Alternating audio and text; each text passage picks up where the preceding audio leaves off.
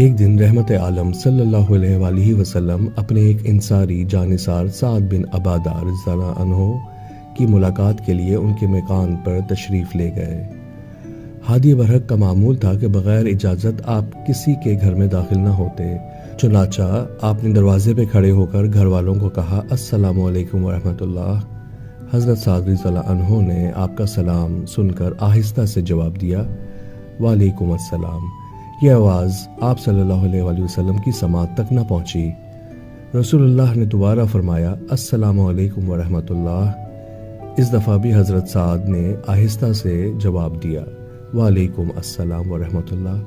یہ آواز بھی جناب کے کان مبارک تک نہ پہنچ سکی۔ پھر آپ نے تیسری دفعہ بلند آواز سے کہا السلام علیکم ورحمۃ اللہ۔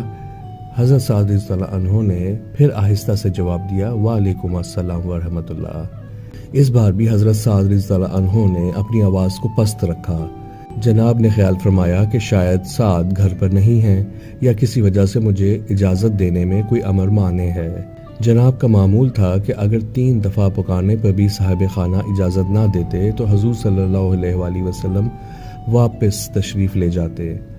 ابھی رحمت عالم صلی اللہ علیہ وآلہ وسلم واپس مڑے ہی تھے، حضرت سعد رضی اللہ عنہ جلدی سے مکان سے باہر نکلے اور عرض کی حضور صلی اللہ علیہ وآلہ وسلم میرے ماں باپ آپ پر قربان، تشریف لائیے، میں آپ کا سلام سن رہا تھا اور آپ کے سلام کا جواب بھی آہستہ سے دے رہا تھا۔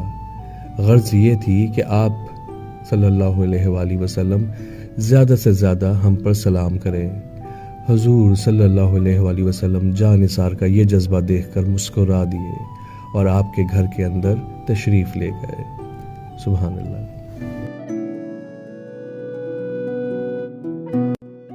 حضرت ابو ذر رضی اللہ عنہ کہتے ہیں کہ رحمت عالم صلی اللہ علیہ وآلہ وسلم نے فرمایا قیامت کے دن ایک انسان کو دربار خدا میں پیش کیا جائے گا اور اس کے لیے حکم ہوگا کہ اس کے چھوٹے چھوٹے گناہ اس پر پیش کیے جائیں اور بڑے بڑے گناہوں کو پوشیدہ رکھا جائے۔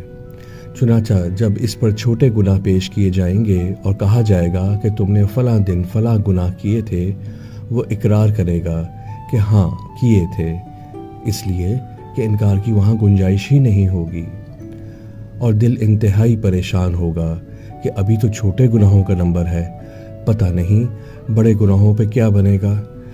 ابھی یہ سوچ ہی میں ہوگا کہ حکم الہی ہوگا کہ اس شخص کو ہر گناہ کے بدلے ایک ایک نیکی دی جائے، تو وہ شخص یہ حکم سنتے ہی فوراً خود ہی بول اٹھے گا کہ میرے تو ابھی بہت گناہ باقی ہیں جو یہاں نظر نہیں آتے، میں نے تو فلاں فلاں گناہ بھی کیے تھے۔ حضرت ابو ذر رضی اللہ عنہ فرماتے ہیں کہ حضرت صلی اللہ علیہ وآلہ وسلم اس شخص کی یہ بات نقل کرتے ہوئے اتنے ہنسے کہ آپ صلی اللہ علیہ وآلہ وسلم کے دندان مبارک ظاہر ہو گئے۔ حضرت صلی اللہ علیہ وآلہ وسلم کا ہنسنا اس بات پر تھا کہ جن گناہوں کے اظہار سے خود ڈر رہا تھا اب خود ایک ایک کر کے گنوانے لگا۔ سبحان اللہ۔ رسول اکرم صلی اللہ علیہ وآلہ وسلم، حضرت ابو بکر صدیق، حضرت عمر فاروق، حضرت عثمان غنی اور حضرت علی رضی اللہ عنہم ایک ساتھ بیٹھے کھجوریں تناول فرما رہے تھے۔